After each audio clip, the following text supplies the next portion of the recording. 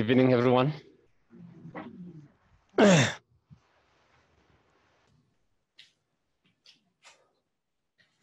So again, we will start with the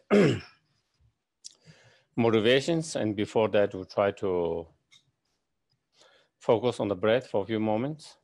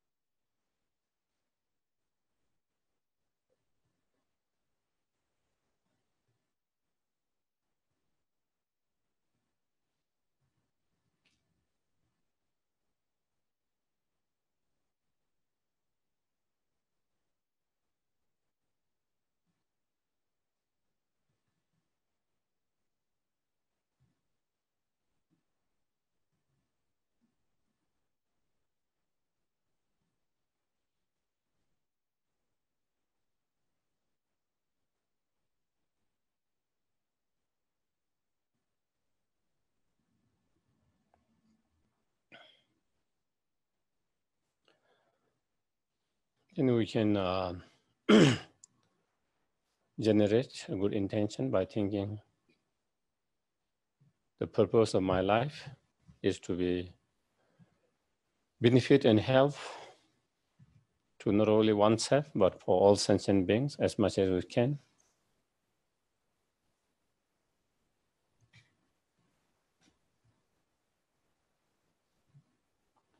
And the highest help and benefit that we can do to others to help them to not only overcome temporary problems, but to help them to overcome the very root of all the problems,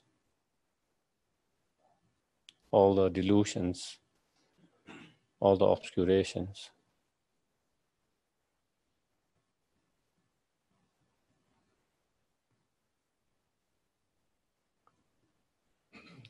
And to be able to help them to lead to not only temporary samsaric pleasure and happiness, but ultimate happiness of full enlightenment.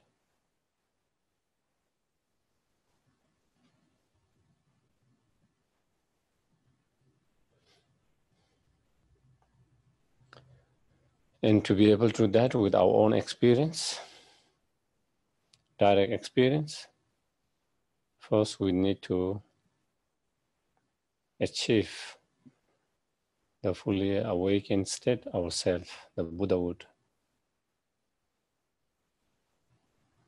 so that we can live with our own direct experience.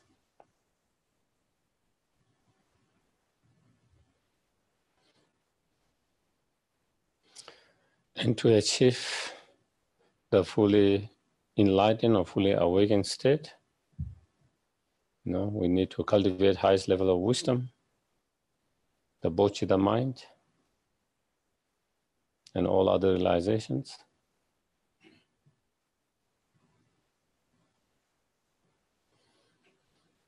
And to have those highest level of realizations, we need to practice. And to practice, we need to be reminded of the practices. For that very reason, that we're going to listen to the teachings,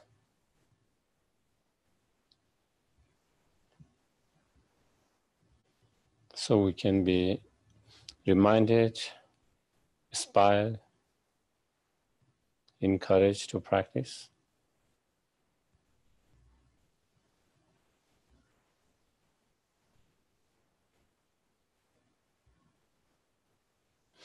And may we be able to implement all those teachings and the practice in our everyday life as much as possible.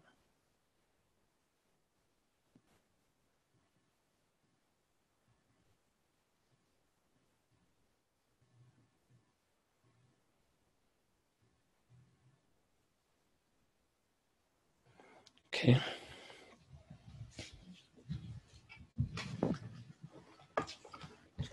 Page 73.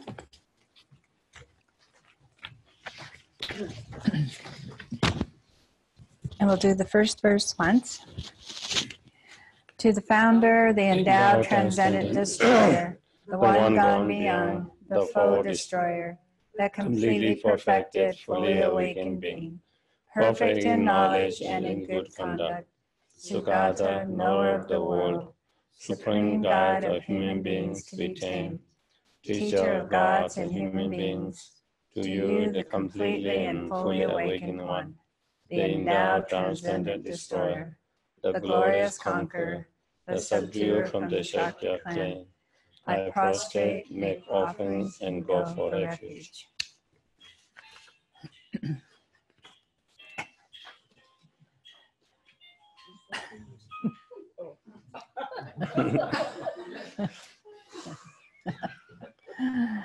All right then.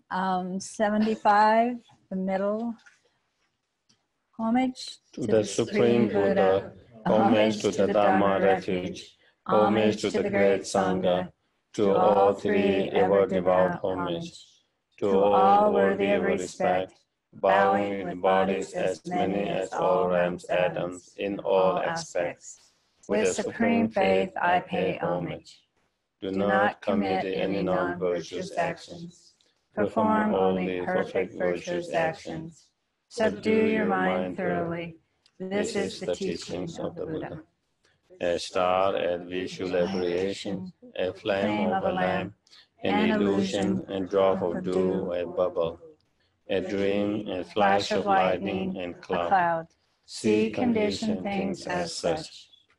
Through these merits may sentient beings attain the rank of all-seeing, subdue the fourfold, and be delivered from samsara's ocean, perturbed by the weight of aging, sickness, and death. The heart of perfection of wisdom, Sutra. I prostrate to the Arati Baljam. Thus Lydia at one time. The Bhagavan was dwelling on the mass of Vulture's mountain in Rajgriha, together with a great community of monks and great community of bodhisattvas. At that time, the Bhagavan was absorbed in the concentration on the categories of phenomena called profound perception. Also at that time, the Bodhisattva Mahasat Arya Avalokiteshvara looked upon the very practice of profound perfection of wisdom and beheld those five aggregates also empty. Then, through the power of the Buddha, the Venerable Shariputra said this to the Bodhisattva Mahasattva Arya Avalokiteshvara. How should any son of the lineage train wish to practice the activities of profound perfection of wisdom? He said that, and the Bodhisattva Mahasat Arya Avalokiteshvara said this to the Venerable Shariputra. Shariputra, any son of the lineage or daughter of the lineage who wish to practice the activities of profound perfection of wisdom should look upon like this, correctly and repeatedly beholding those five aggregates also as empty of inherentness. Form is empty, emptiness is form. Emptiness is not other than form. Form is also not other than emptiness. In the same way, feeling, discrimination, compositional factor, and consciousness are empty. Shariputra, likewise, all phenomena, emptiness, without characteristics, unproduced, unceased, stainless, not without stain, no division, not fulfilled. Shariputra, therefore, in emptiness, there is no feeling, no discrimination, no compositional factor, and no consciousness. No eye, no ear, no nose, no tongue, no body, no mind. No visual form, no sound, no odor, no taste, no object of touch, and no phenomenon. There is no I element, so on up to and including no mind element and no mental consciousness element. There is no ignoring, no extinction with ignorance, and so on up to and including no aging and death, and no extinction with aging and death. Similarly, there is no suffering, origination, cessation, and path. There is no exalted wisdom, no attainment, and also no non-attainment. Shariputra, therefore, because there is no attainment, Sattva rely on and dwell in the perfection of wisdom, the mind without obscuration, without fear. Having completely passed beyond error, they reach the end point of Nirvana. All the Buddhas who dwell in the 30 times also manifestly completely awaken to the unsurprisable, perfect, complete enlightenment in relying on the perfection of wisdom. Therefore, the mantra of perfection and wisdom, the mantra of great knowledge, the unsurprised mantra, the mantra equal to the unequal, the mantra that totally pacifies all suffering, should be known as truth since it is not. The mantra of perfection and wisdom is declared. Tayatha Om Gade Gade Paragade Parasamgade Bodhisattva. Shariputra, the Bodhisattva Master, should train in the profound perfection of wisdom like that. And then the Bhagavan arose from the concentration and commanded the Bodhisattva Master, Arya Avalokiteshvara, saying, well said, son of the lineage, is like that. One should practice the profound perfection of wisdom, just as you have indicated. Even the Tathagatas rejoice. The Bhagavan, having thus spoken, the venerable Sharitatiputra, the Bodhisattva Master, Arya Avalokiteshvara, and those surrounding the entire, along with the worlds of gods, human, asuras, Gandharva, were overjoyed and highly praised that spoken by the Bhagavan. Page 98, the short mandala offering. It may be at the bottom of 97 in some of the prayer books.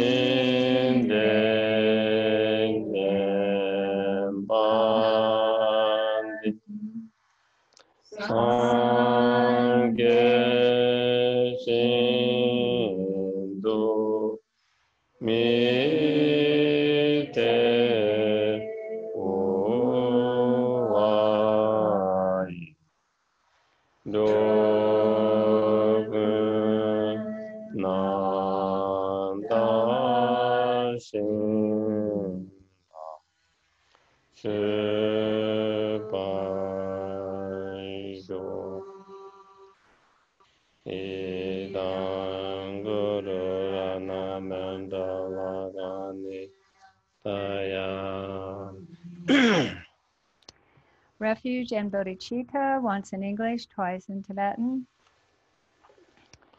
I go for refuge until I am enlightened, to the Buddha, the Dharma, and the Supreme Assembly. By the merits I create through listening to the Dharma, may I become a Buddha in order to benefit all sentient beings. Geshe Dancho Geshe Nam La Chanchu Patu Dani Kyatso Che Dagi Cheshe Gibe So Nam Ge Dola Penche Sanje Dubash Sangye Che Dancho Geshe Nam La Chanchu Patu Dani Kyatso Che Dagi Cheshe Gibe So Nam Ge Dola Penche Sanje Dubash Kanje Dujin Sone, Dadun Jabang Beje, Tambe Chuni Dunjave, Godam de la Chatsa. So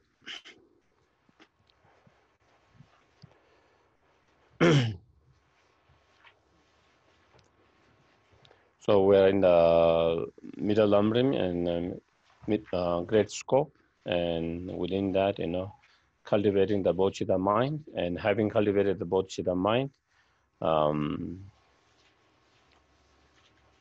engage in the bodhisattva practice, such as 6 perfections and 4 means of gathering, helping, and benefiting the sentient beings or disciples.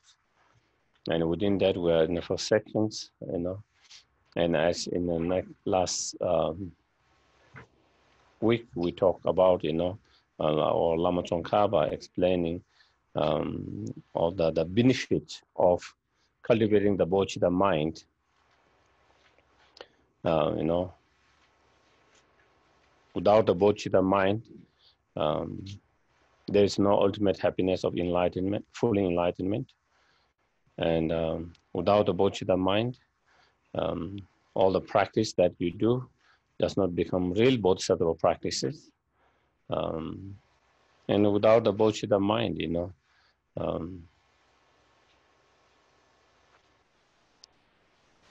we cannot progress in the bodhisattva's path, 5 paths and 10 bhumis. And as also mentioned, the bodhicitta mind is a more powerful tool to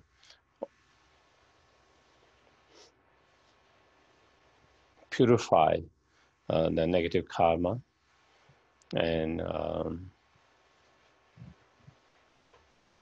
also to overcome, is the best antidote to overcome the selfish attitude, which is the root of all the problem. Also, it is the very powerful tools to overcome anger, hatred, all of that.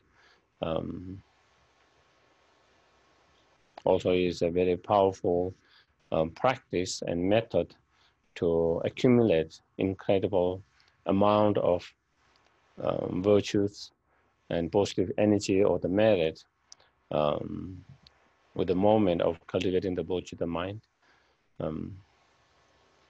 And it is a bodhicitta mind is the cause of our happiness, cause of others' happiness, cause of happiness samsara, as well as the cause of happiness of fully enlightenment. And so, that being the case, incredibly powerful attitude and mind. And so therefore, we should put every effort trying to cultivate and generate the bodhicitta mind as much as possible, and not to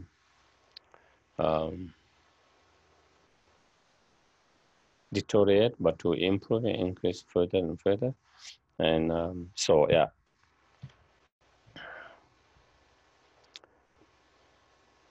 I guess we are in page number 122, and where it says bodhicitta E. Bodhicitta is like a seed, since it only gives birth to the Buddha. I think so. That is where we are.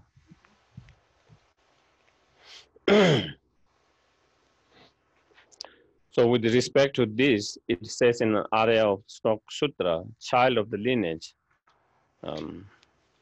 bodhicitta is like seed of all the dharma of the Buddhas,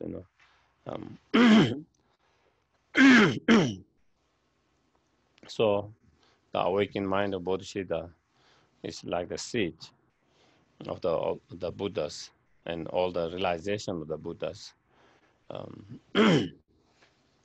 Without that seed, all the realization of the Buddha is not possible, as well as the Buddha itself, the state of the Buddha itself is not possible. Since it's necessary to gain certainty about it, it will be explained. So Lama Tsongkhapa, he's going to explain more about that. And then here is explaining about the common and uncommon, or in another way, primary cause and secondary cause. I don't know, yeah, we can say secondary, or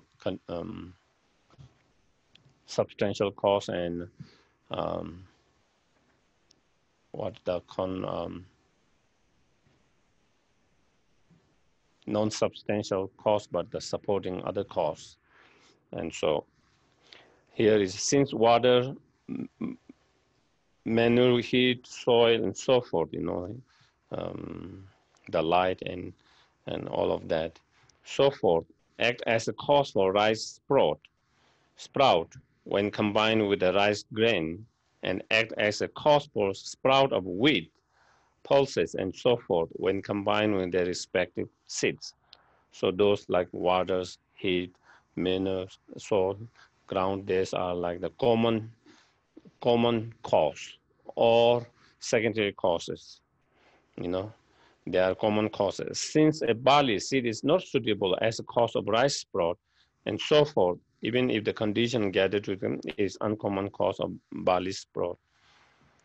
So therefore the rice seed is uncommon cause of rice, whereas water and so forth are common cause, or the rice seed is the uncommon seed of the rice, and barley seed is uncommon seed or cause of the barley, or substantial cause, and others are others common or secondary causes.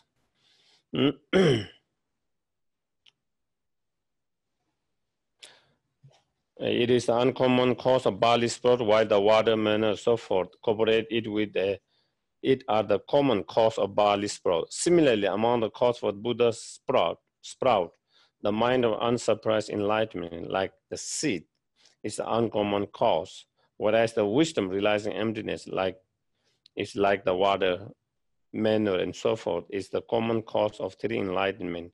That is why its statement in Sublime Continuum, believe in the supreme vehicle is the seed. Wisdom is the mother that gives birth to the Buddha Dharma. So basically, what it is saying is,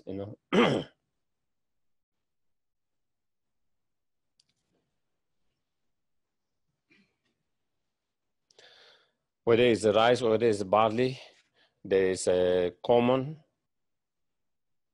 and uncommon cause, and the uncommon cause or primary cause for barley is the barley seed, and for the rice seed, whereas the water act as the both common to both of them as a cooperative causes.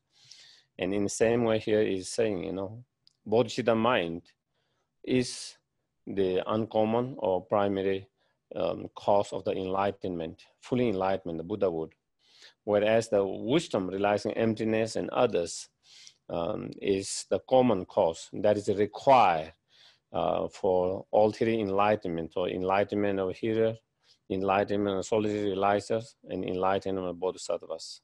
So there are three practitioners, and all those practitioners, in order to reach their enlightenment, they all need the wisdom. So wisdom realizing emptiness is required to achieve the arhat, the result, enlightenment. But Bodhicitta mind is not required to achieve arhatship. Okay, Bodhicitta mind is not required, but wisdom is required for all of them. To achieve fully enlightenment, Bodhicitta is required. Even if you have the wisdom realizing emptiness directly, still you cannot achieve the fully enlightenment, the Buddhahood, unless you have the Bodhicitta mind. So the Bodhicitta mind is like the uncommon cause, whereas the wisdom is common cause for all the three enlightenment. And so therefore, like as you see, Prasna Paramita is known as mother Prasna Paramita, and so because the wisdom is like the mothers that give birth to all three enlightenment. So therefore, in order to achieve any of those three enlightenment, the wisdom is required, but Bodhicitta mind is not required. But to achieve fully enlightenment, the Bodhicitta mind is absolutely required, and is the main cause, is the primary cause. So that is why. says that belief, maybe more than belief, maybe, I don't know the word, aspiration might be the more accurate word, moba, you know.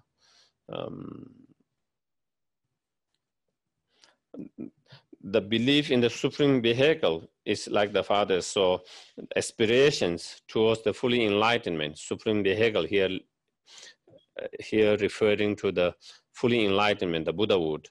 So aspiration toward the fully enlightenment, that is referring to the Bodhicitta mind, is like the Father's seat. And the wisdom relies on selflessness like the mother. For instance, since Tibetan father cannot have a child who is Indian, Chinese or Mongolian, the father is cause that determine the lineage. On the other hand, a mother's Tibetan mother is like the common cause, since she can give birth to all kind of children. So of course, maybe that might have changed now, but in all time, mostly in all cultures, you know, the lineage is carried by the fathers. The children carries the father's name, family names, even though maybe that has changed now. And from that perspective, you know, then the father become more like the uncommon cause, and the father and mother become like the common cause. So in this praise to perfection and wisdom, Nagarjuna also says here, and Pratyeka Buddhas equally rely on it, rely on wisdom, realizing emptiness. So here and Pratyeka, here is a Pratyeka Buddha means solitary realizers. So if you see, you know, in the Buddha's teachings, Mahayana teachings and non-Mahayana teachings, you know, I don't know, maybe there are many different Hinayana teachings. Maybe the term is not the right, even though you do find some term in older, but maybe whether you use the practice tradition that follow the Pali language. His Holiness Dalai Lama actually used that very often. The tradition that follow the Sanskrit language and the tradition that follow Pali language, or in some other cases, maybe Mahayana and Theravadan tradition. Within the Theravadan tradition, in that practice, then there are two, you know, goal within that, two different hearer and solitary realizer, two different kind of practitioners. Hearer relies mainly on teaching from the teachings, and solitary realizers, at the very beginning, they are more supposed to be more sharp faculties than the hearer. And therefore,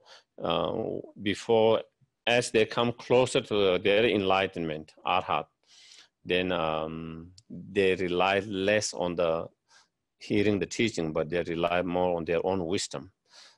Even though at the very beginning, both of them rely on that.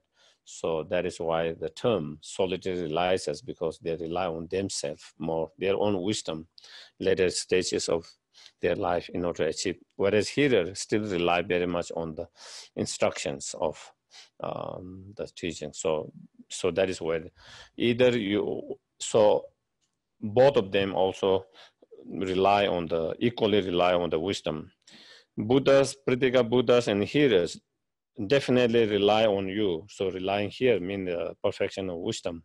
The wisdom relies on the emptiness. Singular path to the liberation is it true to say there is no other. So if there is one realization that lead to, or path or realization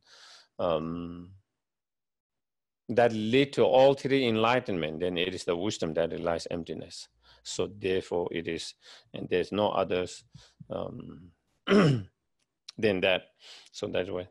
This is why perfection of wisdom is also said to be mothers, since it is the mother of the sons of both Mahayana and Hinayanas. It's not the wisdom realizing emptiness that distinguish the Mahayana and Hinayana. Rather, it is the bodhicitta and the vast context, such as the 6 perfections or 10 perfections, and 4 means of gathering and helping sentient beings. So those are the one that distinguish between them, bodhisattva and non-bodhisattvas, that is what distinguish, not the wisdom. Wisdom is same to all of them, common to all of them. In Precious Garland by Nagarjuna, they are also taught to be differentiated not by the view, but by the contact, by view of emptiness. So because they all have same view of emptiness and realization of emptiness, so the distinction made by their contact, such as the perfection, sixth perfection, and so forth. And so in that, here is the hearer's vehicle does not explain the bodhisattva's aspirations. In the Theravadan tradition, definitely, they do explain about, metta, loving kindness, karuna, compassion, and joyous effort, equanimities, and all of that. It is not that they don't explain, neither they don't practice that, that the hearer and solitary realizers also, they also practice those for immeasurable and those practices. But in their practice, there is no very extensive explanations of those practices, very short practices and not so details that you find in the Bodhisattva's practice or Mahayana teachings. You find very extensive, extremely extensive practices and aspirations. So that, and since, so know their contact or full dedications, how could they become both?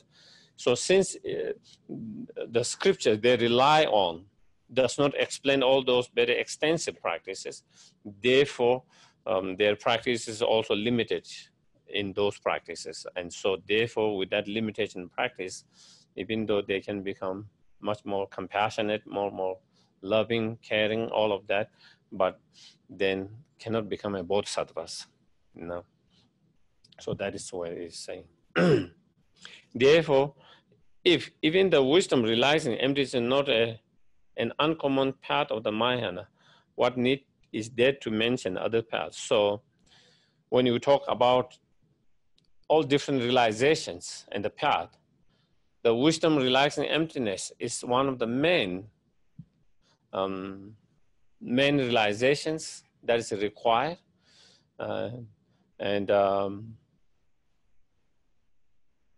You can say that is the supreme among all other practices and realizations, But if that itself is not an uncommon path to fully enlightenment, Buddhahood, then is saying other practices, such as the wisdom realizing impermanent, wisdom realizing the nature of samsara, the wisdom realizing the nature of sufferings, and all other practices. How can they become uncommon practice to the fully enlightenment? So all those practices are more common. So here he is saying all those practices are common practices, whereas the bodhicitta practice is uncommon to the bodhisattvas and to the Mahayanas. So that is the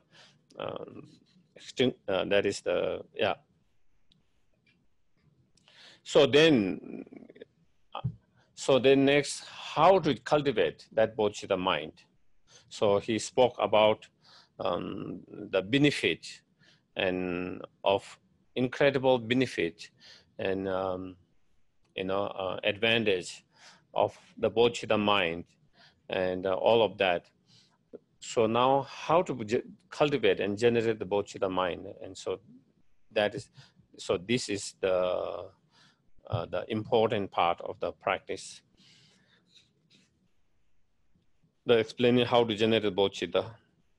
The second and third point, the stages of training bodhicitta, the meditation, the practice, the measure of having it having arisen. So to explain how do we know we have achieved bodhicitta mind. Okay. So if you have any doubt whether you have achieved bodhicitta mind or not, we will know. When we reach that point, then we will know whether whether you have bodhicitta mind or not, maybe you might be wondering whether maybe I might have bodhicitta mind realization. So, and the way to assume it by the means of rituals. And so once you have cultivated the bodhicitta mind, then how can we stabilize it? How can we make it, maintain it strongly and stabilize it so that it doesn't deteriorate? And so through certain ceremonies and vows and precepts and so forth. And so that is where he's going to explain from these three points. The first has two manifestations, The first, how to practice, meditate, and cultivate bodhicitta mind has two different methods.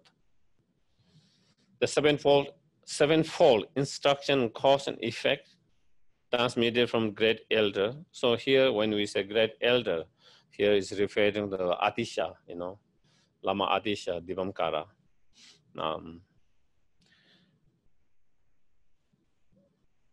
And the training based on that which occurs in the text of Shantideva, the son of the victors. So basically, there are two main methods of practice meditation to cultivate the bodhicitta mind. The sevenfold of cause and effect that has been passed to the Buddha Shakyamuni, to Maitreya, Bodhisattva Maitreya, and from Maitreya to Asanga, and then slowly from Asanga to many other disciples, and then Sedlingbas, and then the Sedlingbas to Lama Adishas. Okay, and from Lama Adisha, then in Tibet, many teachers, and through that, Lama Tsongkhapa and so forth in our lineage. Then the other one, exchanging equalizing self with others. That is another techniques, method of meditations. And that technique, again, coming from Buddha Shakyamuni, passed through, Bodhisattva Manjushri, and Manjushri to Nagarjuna, and Nagarjuna to, again, others until to Shantideva. And then, again, through that, again, Lama Sedlingpas, and then Adisha. Adisha received both of those techniques, those methods. And then from that, then again back to in Tibet, and then Lama Tsongkhapa, and then back. And so that is kind of in terms of the lineage, how it came, It is like at one time, the lineage was two methods that passed, two different lineages, and then came to, both lineages came to one and passed through that. And then on top of that, Lama Tsongkhapa actually kind of combine these two methods together, and then come out with the 13 points with coming with those two methods together, and to make it more powerful. But as in many commentaries says, and also as His Holiness always says, by following in one particular technique, method of meditation, whichever method we focus, we can develop bodhicitta mind, But one particular technique of meditation might be more powerful or effective for certain individual than others. For certain individual, the meditation to develop bodhicitta on the basis of equalizing and exchanging self with others is more effective. It's more effective to them. They are able to connect more strongly with that and become more effective. For certain individuals, the sevenfold of cause and effective is they can relate more strongly, and they feel more strong with that, and it becomes more effective to them. And for some people, maybe both are equally effective, equally beneficial.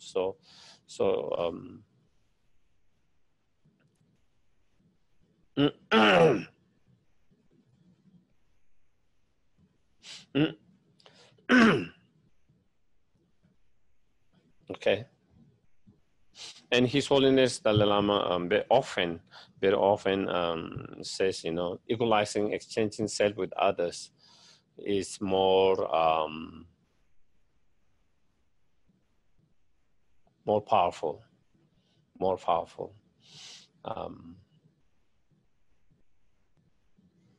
between those two different methods.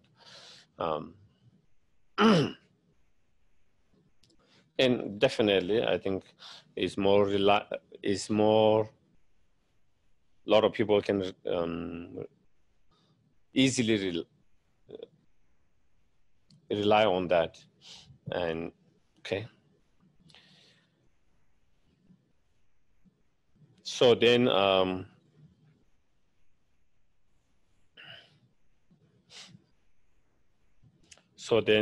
brief explanation for the first one. The sevenfold cause and effect is 7. So there are 7 kind of points. And a complete Buddha's, fully enlightenment is born from bodhicitta.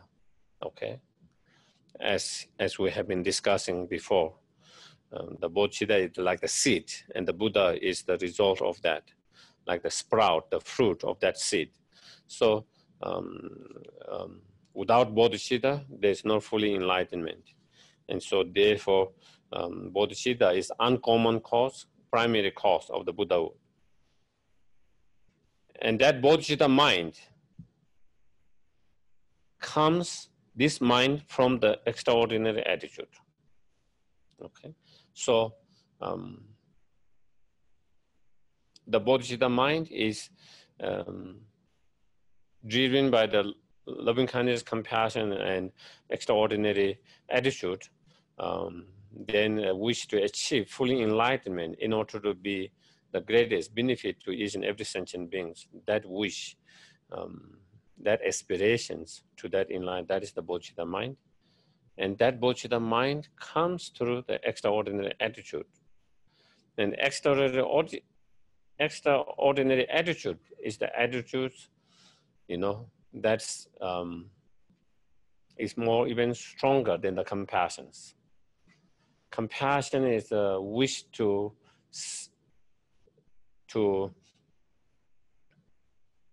see sentient being from suffering and cause of suffering, wishing them to be free from suffering and cause of suffering.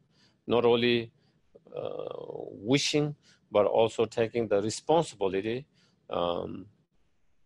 to do that, and to free them from suffering cause. But extraordinary attitude is to have even stronger attitude and even more courage, saying not only you want to free them from suffering and cause of suffering, but you want to do by yourself alone. So it is the stronger attitude. Okay, that is why it's called extraordinary attitude, stronger than the compassions.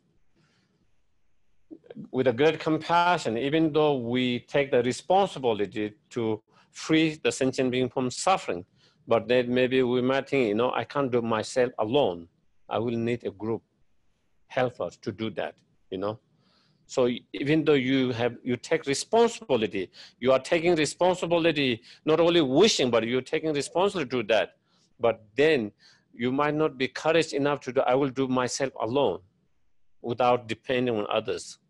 Whereas extraordinary attitude is much more stronger, that where you have this courage and attitude that I myself will do alone. That kind of attitude. Does that mean you don't rely on others? If others offer, of course you will take it, but in terms of your attitude is such strong. Even no one help you, you will not be discouraged because of that kind of attitude. Okay, so that is the extraordinary attitude. And that extraordinary attitude, these attitudes come from the bodhicitta, the compassions. And so the compassions. And the compassions come from the loving kindness. And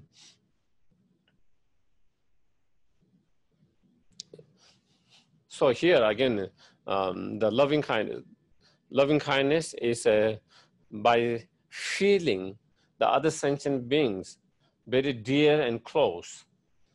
And then by feeling that closeness and dearness, then wishing them to happiness and cause of happiness, and taking the responsibility to lead them to happiness and cause of happiness.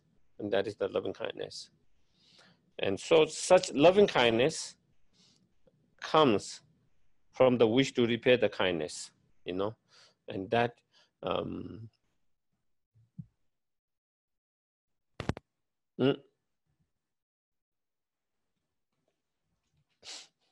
and that wish, it will come later, I think, more details. And the wish to repay the kindness come from remember the kindness of Mother Sentient Beings. And then the remember the kindness of Mother Sentient Beings comes by remember the kindness comes from seeing and recognizing all sentient beings as being your most kind mother. And so those are the 7 points. It is like, first, it's recognizing all sentient beings as most kind mother sentient beings. And then remember their kindness, second point. Third one is, after remember the kindness, then cultivating a wish to repay the kindness. And after cultivated the wish to repay the kindness, then cultivating loving kindness. After loving kindness, then cultivating the compassion, great compassion. And from compassion, then special attitude. And then from special attitude, then bodhicitta mind arises. So those are the 7. And it's called cause and effect. The first 6 are cause, and the 7, the bodhicitta, is the result.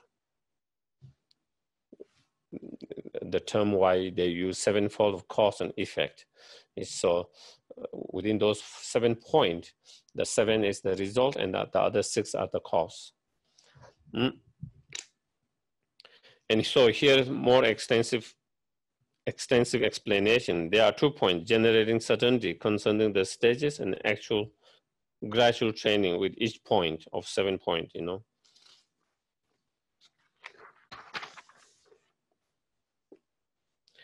The first has 2 points, demonstrating the compassion is the root of the Mahayana, and the way in which others, you know, the other 6, cause and effect, become cause and effect of that compassion.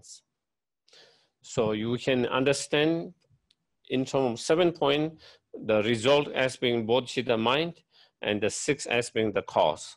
But here also, we can also understand the compassion as the main, great compassion as the main focus of the practice, the essence, more essence and more essence of the Mahayana teachings, and then other 6 as a cause and result of that. So bodhicitta being result of the compassion, then others, as well as the special attitude, those 2 as being effect, it will come, and then others being a cause of that.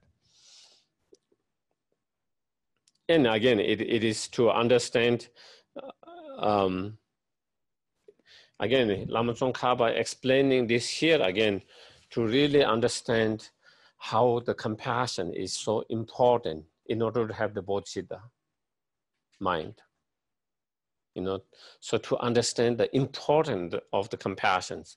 If you don't have the compassion, then you cannot have bodhicitta mind. The stronger compassion, the stronger bodhicitta mind. And so that being the case, so here, again, to emphasize that, you know, the first are 3 points, how the demonstrating how the compassion root of the Mahayana. The important compassion at the very beginning, the important compassion in the middle, and the important compassion at the end. The first, important in the beginning. If your mind is moved by great compassions, you will certainly resolve to get all sentient beings out of cyclic existence. So if you have a great compassion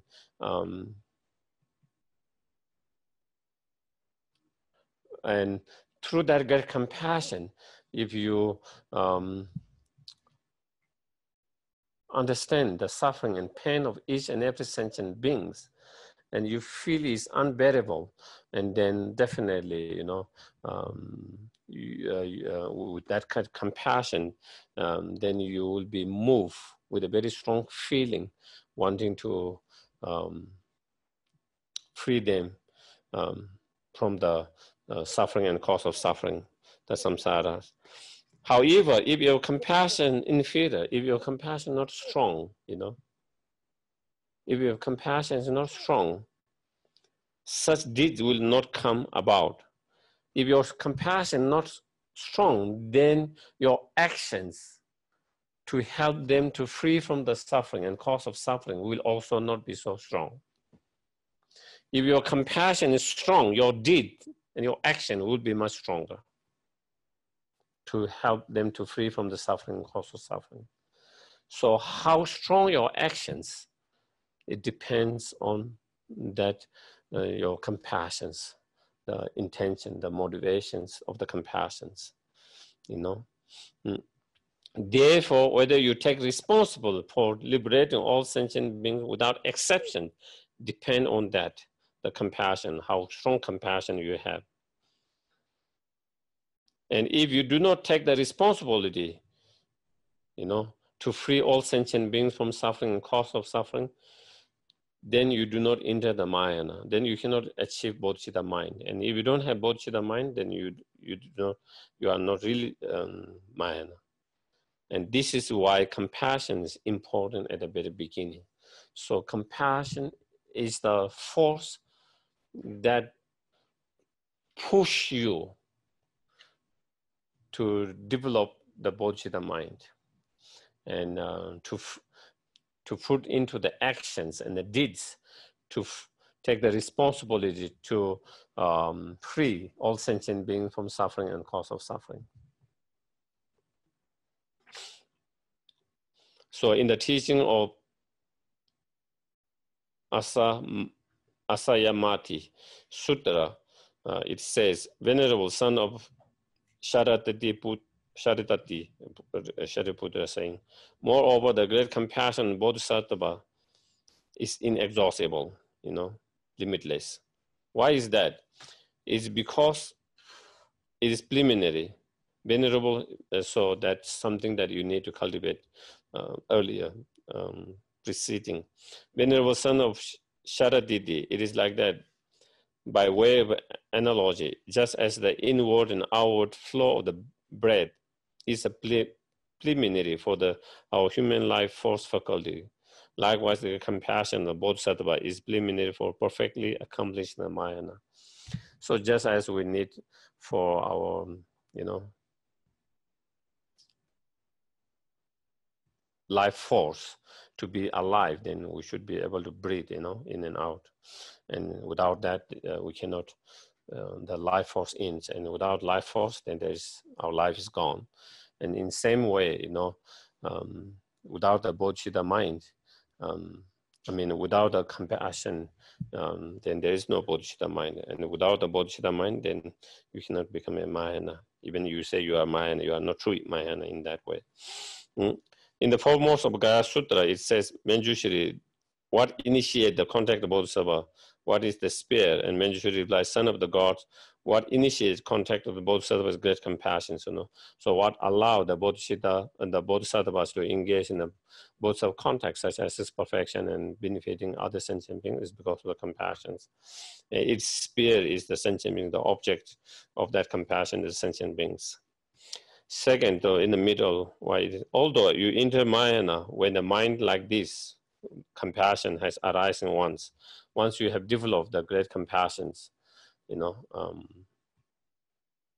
in many of the commentaries, I think, whether you are Mahayanas or not, it says whether you have a great compassion or not. If you have great compassion, then you become Mahayanas. If you don't have great compassion, then you are not Mahayanas.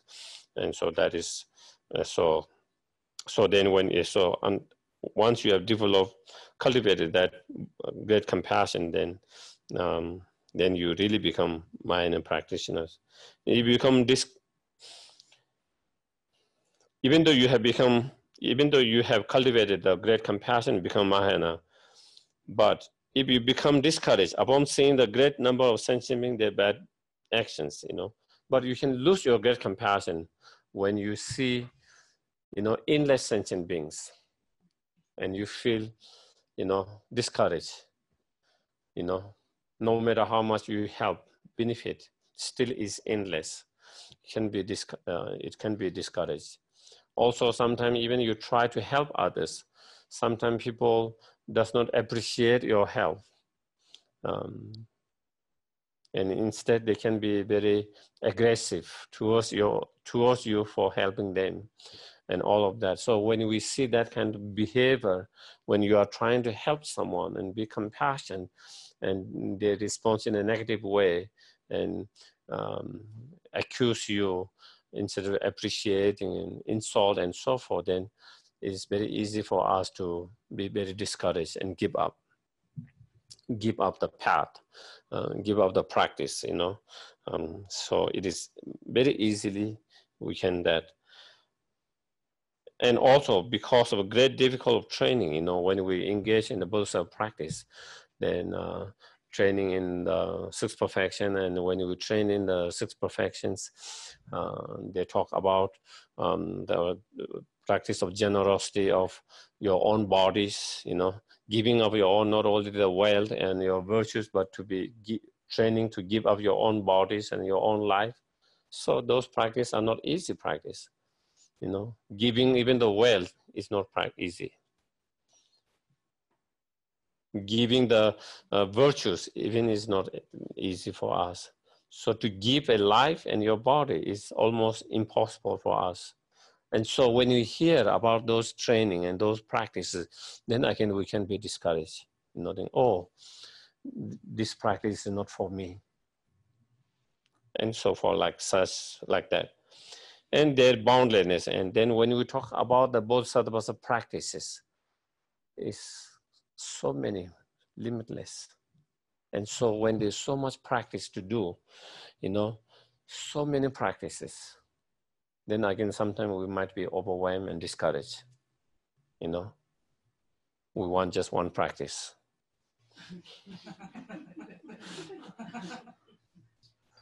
Why don't we keep it simple and have just one practice,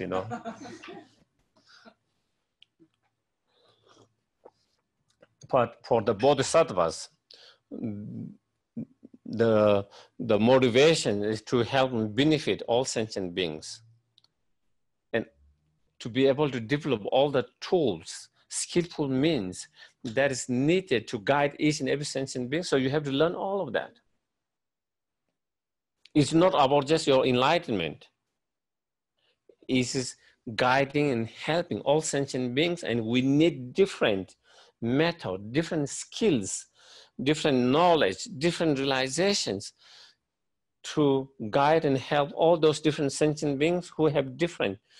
It is just like teachers who need to teach different students. They have to learn all these tools. Because for some tools, you are able to help some student, but for some student, that tool is not enough. So you need to come up with another different way of helping them so they can understand. In the same way, so that is why the Bodhisattvas, even the Bodhisattvas need to train in the practice of Hiriya and practice of solitary realization and all others practice, not necessarily for their own enlightenment, but as a tool to benefit and help others. And so therefore there is limitless, countless practices. And so when you see so much practices, again, sometimes we can be overwhelmed and discouraged, And also need to them for limitless time. And when we talk about the Bodhisattva path, we are talking about 3 eons time, 3 eons lifetime. And again, that can be, again, we think one life is too challenging,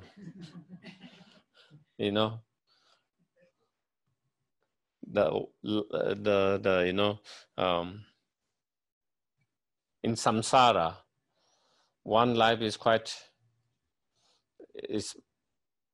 lot to deal with, even one life, even half life of one life is not easy.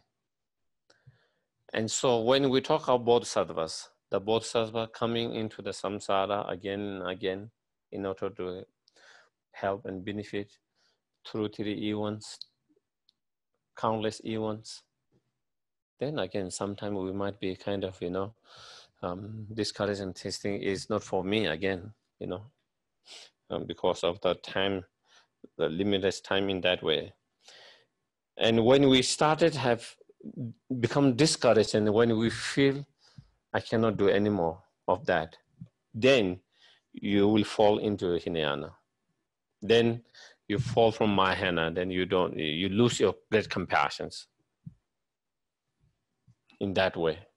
And when you feel that I cannot do any more, and so therefore you lose, even though you are Mahayana before, because you have cultivated the bodhicitta, great compassion, but then with all of those practices and all of that, then you become discouraged and you feel I can't do it, and when you feel that, then you fall again back from the Mahayana,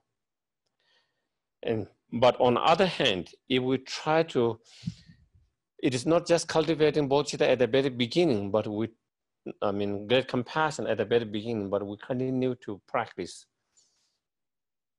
And if you continue to practice without giving up again and again, then you will not fall from the Mahayana. So that is why in the middle, why it is important to maintain your practice on the Mahayana path.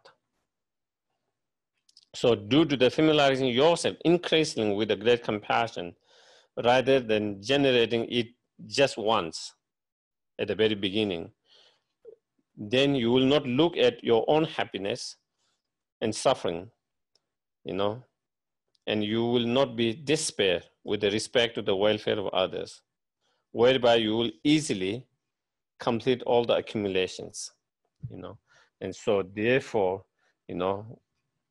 so here is what you need to cultivate the great compassion at the very beginning, but it is not enough, but we need to continue to practice again and again so that we can maintain and not lose the great compassions. And when you have that great compassion, then your main goal, your main dedications become welfare of others.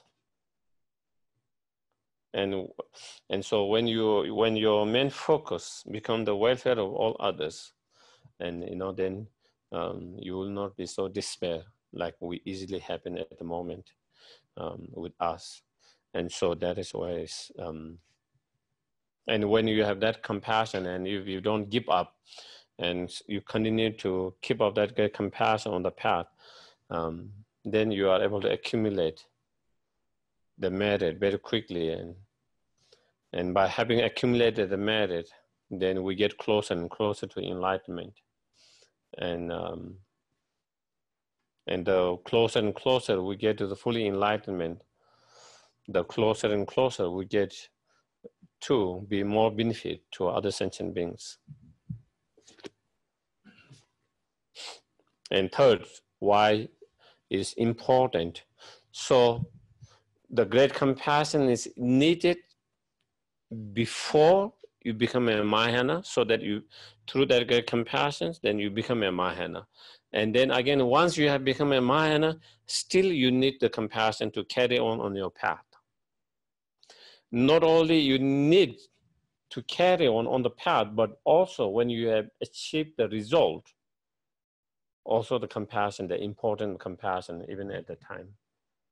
And third, the fact that even when the Buddhas achieve their result, the fully enlightenment, they do not do in the peace like arhats, Hinayanas or arhats, Even though they can bliss out in a great blissfulness like arhat, the Buddhas, but they don't do that.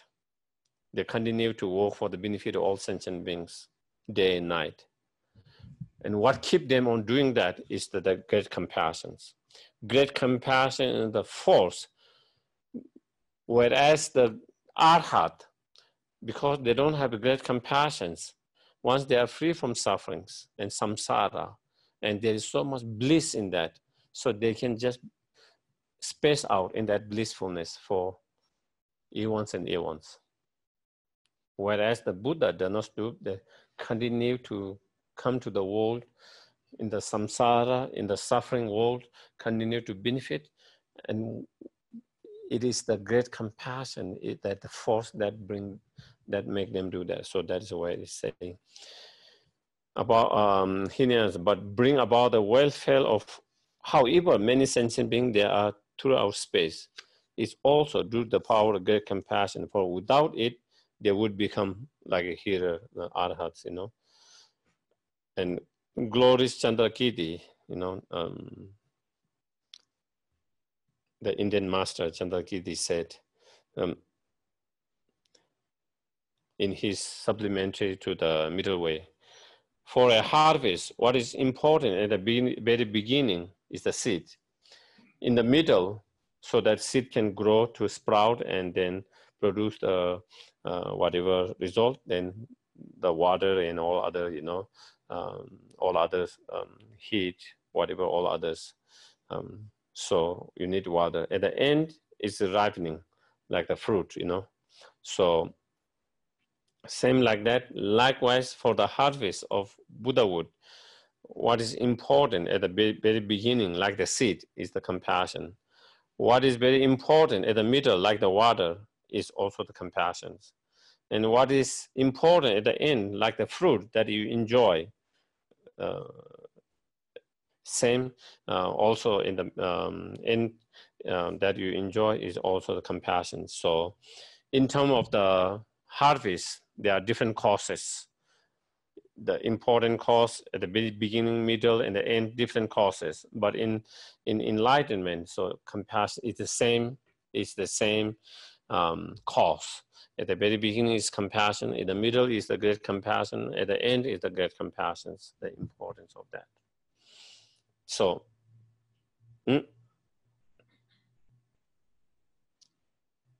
Shang Nachung Tumba said, you know, on the Kadamba Masters, although I asked the elder, so Adisha again, elder here referring to Adisha. So he's saying, I asked Lama Adisha, his teacher, for instructions. And nothing more came of it than let go of your worldly thought and cultivate bodhisattva. All the time, the instruction that he was giving was let go of the worldly concerns, thoughts, and cultivate bodhisattva. That was all the instruction he gave. He was disappointed. Just like we are. We keep hearing the same thing and we want, don't you have something new to say? You know, I've been hearing that countless times since I came to the Buddhist teachings. 20 years, 30 years, 40 years, 50 years, and it is the same instructions. It's the same things. It's boring. I need something new, something interesting, you know. We get bored with just like material things. Sometimes we can also get bored with our spiritual practice and studies as well, unless we really use it to practice. If you really use it to practice, then you will never get bored. But if you are just learning, just as a knowledge, you know, just as a knowledge, informations, then you can definitely get bored when you don't get, if you don't get something new, you know. And so he was a little bit, and so he was complaining that to Domdemba. You know, Domdemba was the main disciple of Adisha, you know, the lay practitioner, and who founded the Kadamba traditions, you know. And then Kadamba Geshe Domdemba laughed at him and said, you got the center point of the elder's instructions. He knew the key point of teaching the Dharma. And so he said, the instruction that you are given were the main instructions. Those are the essence of the whole Buddha's teachings. And Adisha gave you the main points of the instructions. And so therefore, he's saying, you know, so it is a sign of teachers who understood the very essence of the teachings, you know.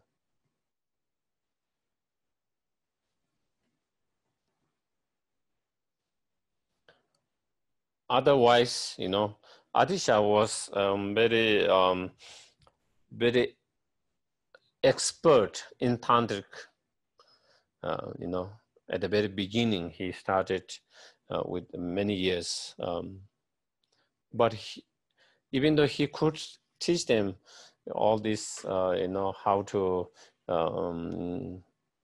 utilize your chakras and drops, wind and all of that, he didn't, because those are not the essence of the Buddha's teaching. Those are not the point of the Buddha's teachings. The main essence of Buddha teachings were the bodhisattva and all of that, letting go of worldly concerns, worldly thoughts, and so he always emphasized on that all the time. And even in his writing and all the teaching that you see is mainly that. So sometimes us, you know, when we know so many things because we want to show up, then we try to do all this different, you know, just to show that you have all this knowledge, you know. But if it doesn't help, if it is not beneficial for the disciples, for the students, what is the point of even you have all this knowledge? It's more about what is most important to transform the student's mind, the disciples' mind. And that is where it is. So therefore, Lama Adisha, he didn't thought about those things, but always emphasize on that. And so Domdemba here is saying that is the sign of good teachers, you know, and who have really understood the essence of the Buddha's teachings.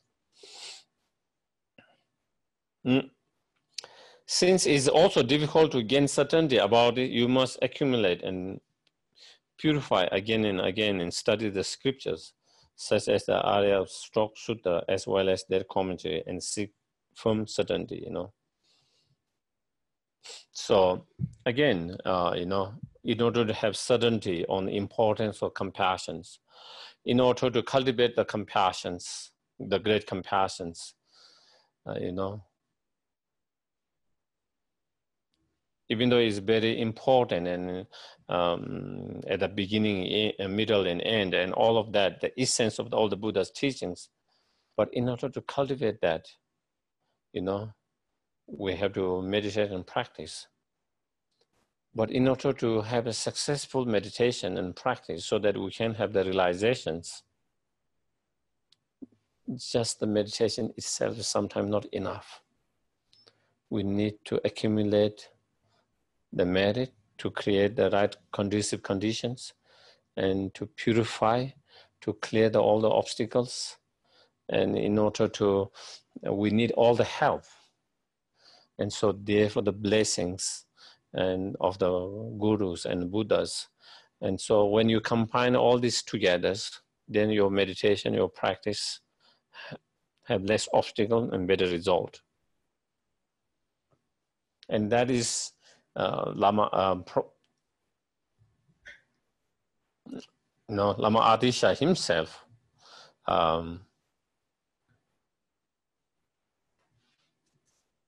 It was his own experience, and many all the other teachers.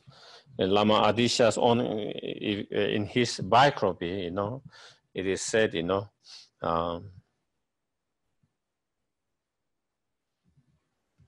once he asked Manjushri, you know, whether his understanding of his emptiness was according to, you know, his realization, his understanding of emptiness, was it according to the Sautandrika middle way school or Prasangika middle way school. And the answer he was giving was neither of them. He was disappointed. You know, he thought at least he had understanding of, if not Prasangika, at least Sautandrika's understanding of emptiness. And then he asked, you know, so what should I do? Can you give some more instructions, more teachings on that? You know, and there's no more teaching than what I have already given. There's no more explanations, more clear explanations that I can give you than what I've already given. And then advice, you know, you have to combine purifications, accumulation of merit, and supplement by seeing the guru, the deity and guru inseparable oneness, supplementing, and then continue to study and meditate, practice. If you do that together, then you will have the realizations of the emptiness occurring Prasangika. And that is when, you know, it is said Lama Tsongkhapa, at that time, his fame was spread all over the Tibet, in China, Mongolia, all those places. The Chinese Empire was inviting him to come to China to become their spiritual teachers, masters. But Lama Tsongkhapa didn't go. You know, he sent one of his students. And he was teaching thousands and thousands of, and then he stopped teachings, and then he went in particular place called Wagachuling in Tibet for more than 3 years with 8 of his students. And by relying on very basic needs, you know, he focused on purification, accumulation, merit, and then supplementing the guru and idam inseparable, and continue to study and continue to meditate, practice. And then after that, then that is when he had realizations, the correct realizations of that. And so that was his experience, and that is also here, that is what he's sharing here with his own experience. And that is same with compassion, bodhicitta, all the realizations. And even if you look from, you know, it makes sense. Even, you know, it completes. Even if we look from, let's say, external worlds or plants, you know, it is not enough to plant a seed to it to grow, you know, and not only grow to its full potential, you know. You need to clear all the obstacles, whether it is the weeds, other unwanted weeds, which is taking all the energies, and that plant is not getting the energies, all the waters, and so therefore you need to clear. And maybe if there's too much rock, maybe the plant is unable to spread the roots. And when there is no strong root, then again, it cannot grow strongly to its full potential. So you have to clear all of that. Not only clear that, you need a seed, you need to clear that obstacles, and then you need to gather all the right conditions, the water, fertilizers, you know, the heat, the light, all of that. When all those, and then you plant the seed, so when all those come together, then it can grow fully to its full potential.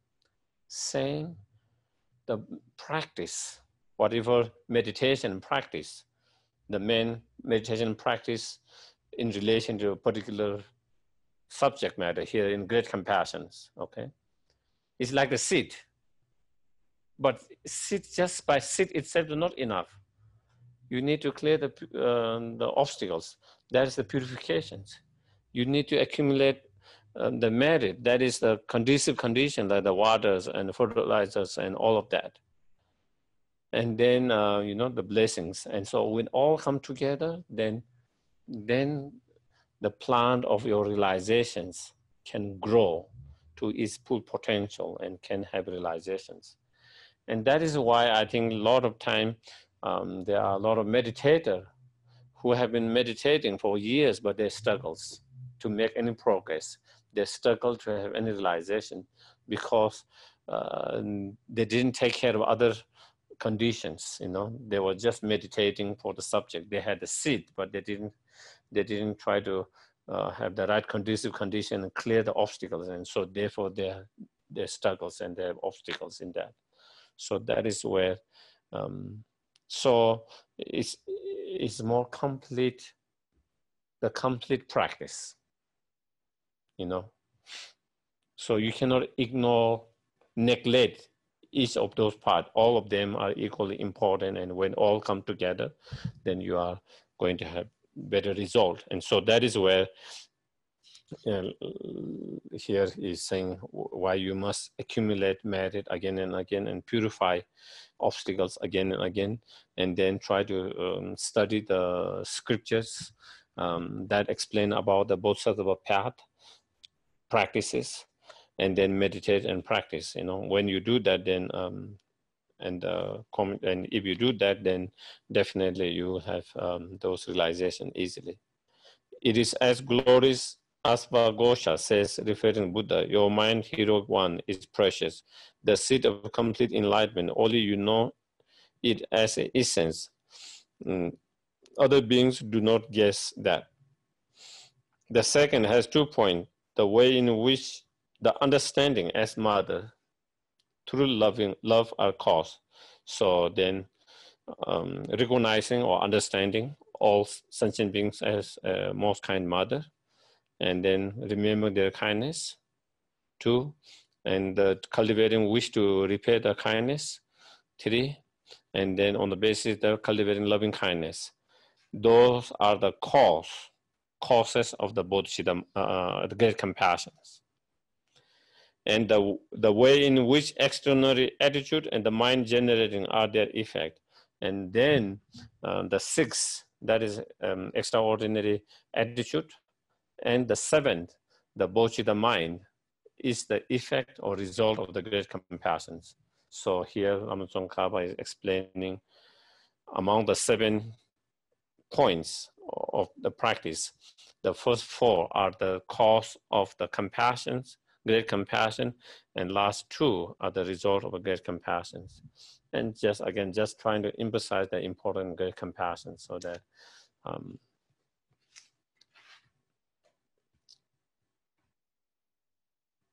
first, if you think again and again about the suffering of all sentient beings, this will generally give rise to the mere wish that it may sentient beings be free from the suffering. You know, when you really think of someone suffering, and when you really feel the suffering and pain of others, it's naturally we will feel wish to free them from sufferings. You know, in generally speaking, that is how that comes. When you really reflect and when you feel the pain and suffering of others, naturally you will have a wish and compassion, wanting to see them free from suffering.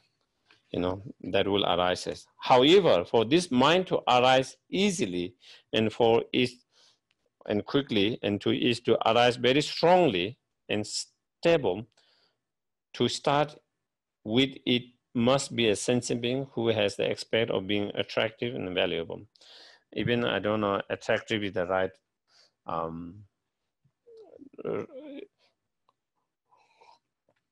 attractive, not in the sense of physical, okay, where you feel very close, dear, okay.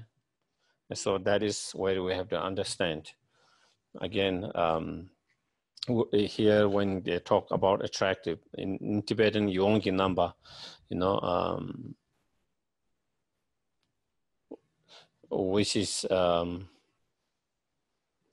which is nice to your mind, you know, kind of little. But what it means is something that you feel dear and close, you know, someone dear and close, you know. So so if you see someone, any sentient beings, very dear and very close, then such compassion, when you see their suffering, will arise more easily, quickly. And once it arises, it's more stable, it's more stronger, compared to another sentient beings which you don't feel close and dear, and you feel their suffering, but maybe compassion might not arise easily and quickly. And even it arises, it's not very strong and not stable. So if we want to have a very strong, stable, great compassions, then first we need to develop the foundations where you feel very dear and close with the sentient beings. And that is where the first point of recognizing or remembering all sentient beings or mother sentient beings, and all of that is to develop that foundations, so that you feel all sentient beings as very dear and close. So then so that is where it is. For when someone, so here he gives example, for someone close to us meet with suffering, our dear ones, you know, our loved ones, our dear ones, loved ones, where we feel very close, you know. If they meet with suffering, if we see their suffering and pain, we cannot bear it. We feel unbearable. For your child, for example, your partner, if you have a good relationship.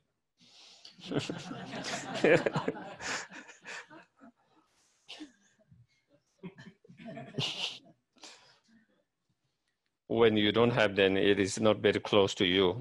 So, you know, and when your enemies meet with suffering, on other hand, when you don't feel any close dearness, but you feel very distant, someone like enemy, you know, when you see their pain and suffering, not only you don't have compassion, in some cases, you know, we might even enjoy it, seeing their sufferings, isn't it?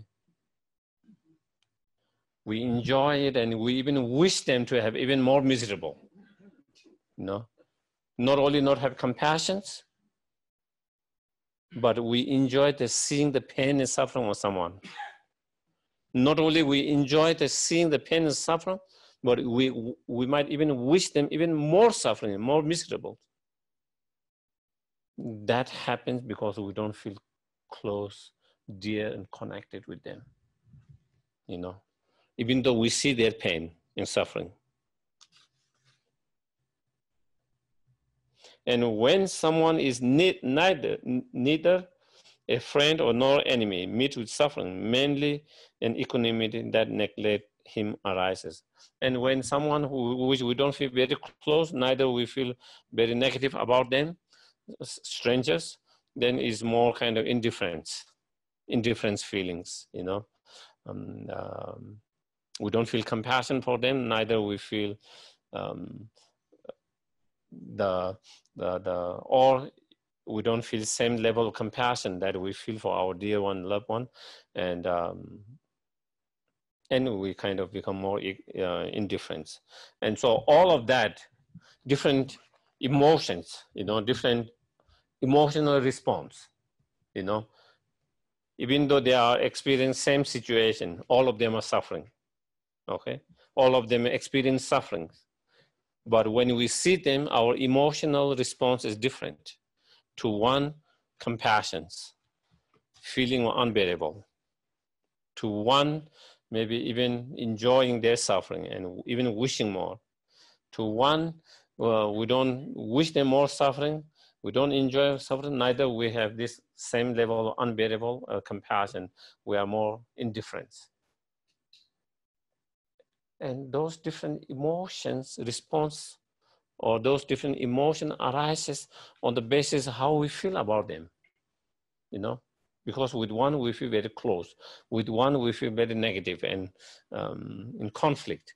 With one we don't have that, and so therefore the first is to develop, to create a conditions or foundation where we can feel close and dear to each and every sentient beings.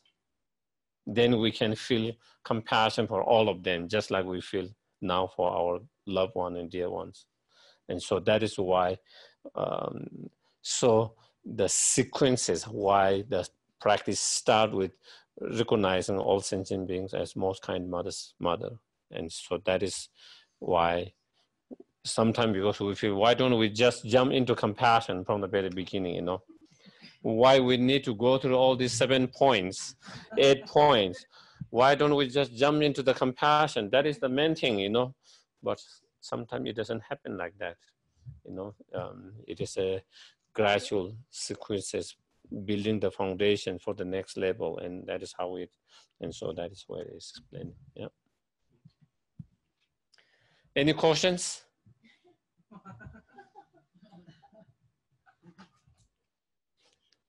No question, then yeah, we do the dedication. Yes, please. In the verse, your mind, heroic one, is precious, the seed of complete enlightenment. This is only you know it is the essence. Other beings do not guess that. What is it that other beings don't guess?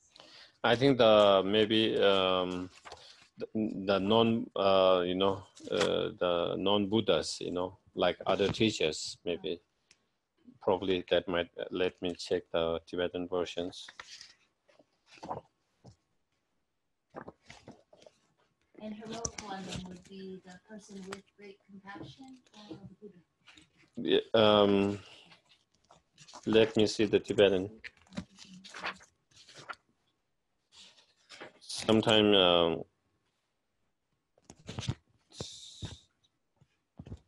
where is that one? Which one? It's the, since it is difficult to gain certainty about this, it is necessary to rely on accumulation, purification, okay. and truth.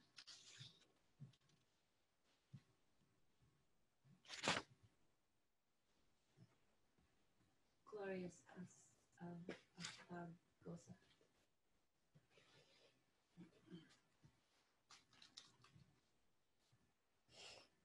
빨대마 거기 그게 툭내 좀 보채 조배 청주 사변데 벨기 코네 닝보켄 대신 기우 웰미에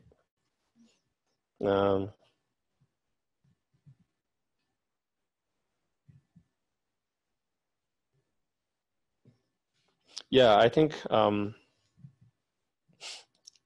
the glorious hero is referring to Buddha himself, and I think the others, Deshin Kiwu Olmi, the others beings such as you know, like the 7 teachers at the time of the Buddhas and so forth, you know. So that is, I think that's what he's saying. And again, you know, if we talk about the Bodhicitta mind, you know, even though every other's great spiritual traditions speak about loving kindness, compassion, but not to the level the Buddha spoke about with all sentient beings, you know. A lot of them talk about for the human beings, the cultivating loving kindness, compassion to human beings. Maybe they don't talk about loving kindness, compassion to, especially if you go to the earliest, you know, all the animals, and maybe not all the sentient beings. And also, it is a different idea of that we can achieve enlightenment, fully enlightenment. All others, you know, you cannot become the God, you know. You are creation of God, and you can go to moksha, nirvanas, pure land, and all of that, but you cannot become the God itself. In Buddhism, you can be, everyone have Buddha nature, and everyone can become a Buddha. And so these ideas about that all sentient, the compassion to free all sentient beings every without excluding anyone, and trying to free them from suffering and cause of suffering. And in order to do that, cultivating the wish to achieve fully enlightenment, because it is possible. That concept is very unique of the Buddha Dharma, you know, and it is a very unique of the Buddha's teachings, and it is none other teachers has spoken about that. So in that sense, you know, others even didn't have the guest in that way of that kind of bodhicitta mind with that kind of understanding. Yeah. Okay. Yeah.